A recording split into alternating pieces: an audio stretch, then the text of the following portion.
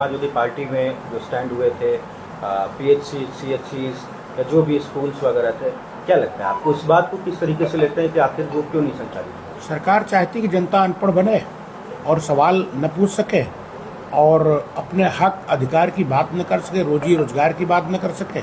इसलिए लोगों को चाहते कि अंगूठा छाप बने रहें और अपने हक की बात न कर सके। इस समय जो किसानों को ज़्यादा समस्या हो रही है, यूरिया नहीं मिल पा रही, इस पर क्या करें? इसके दोषी तो पंडित नेहरू जी और मुलायम सिंह यादव जी हैं। वर्तमान सरकार इसकी दोषी नहीं है।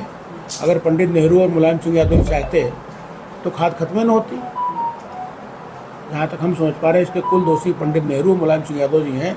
वो इतनी खाद क्यों नहीं रख करके गए थे जो आज तक बट रही है। भाजपा के तो लोग कहते हैं कि किसानों की आय दुगनी हो गई, किसान तो काफ़ी खुशहाल है। अब ये तो इफ्को के गोदामों पर और साधन सहकारी समितियों पर और प्राइवेट दुकानदारों पर जा कर के आप भी रूलर की हैं और सब लोग रूलर के ही हैं, पता कर सकते हो कि आय दुगनी हुई है या पेट चिपक गया है, कर्जा से लदा है किसान। उस पे कमेंट आया था जो है कि 2000 रुपये किसान सम्मान निधि मिल गई है, किसान इसी में खुश है, इसी से खाद खरीदी। ये किसी अंधभक्त ने कहा होगा।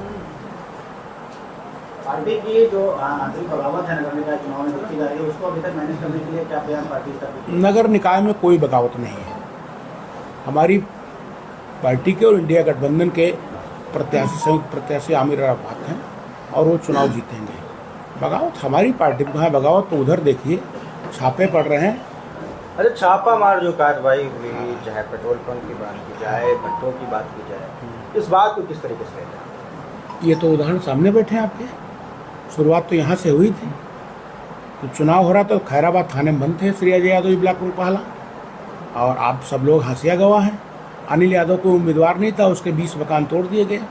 पहला ब्लॉक में चर लाठियाँ चली। रामपुर में प्रेम सागर मौर्य जी का पर्चा नहीं दाखिल करने दिया गया, उनका और उनकी बहू को चोरों की तरह गिरफ्तार करके थाने ले जाए, रात मुकदमे दर्ज कर दिए गए। महंगाई में अत्याचार हुआ। साधन सहकारी समितियों पर क्या किसी को एक को पर्चा दिया गया? क्या क्रय विक्रय पर किसी एक को पर्चा दिया गया? क्या साधन सहकारी समितियों पर किसी एक को पर्चा दिया गया? चीनी मिल महंगा, चीनी मिल विस्मक साथ पूरे जनपद में क्या किसी एक को पर्चा खरीदने दिया गया?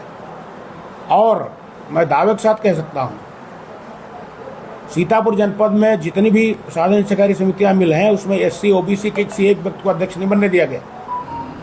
जबकि गन्ना कौन उगाता है? पिछड़े और दलित। भागीदारी की बात अगर बीजेपी कहती तो कुछ पिछड़े हो जाते, कुछ दलित हो जाते, कुछ अगड़े हो जाते, कुछ अल्पसंख्यक हो जाते, कोई एक नहीं है।